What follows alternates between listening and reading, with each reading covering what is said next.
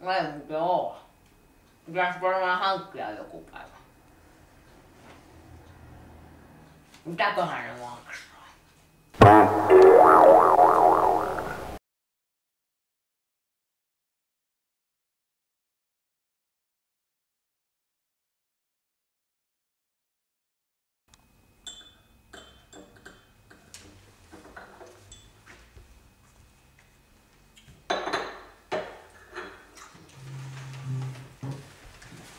Moi Levi. Moi.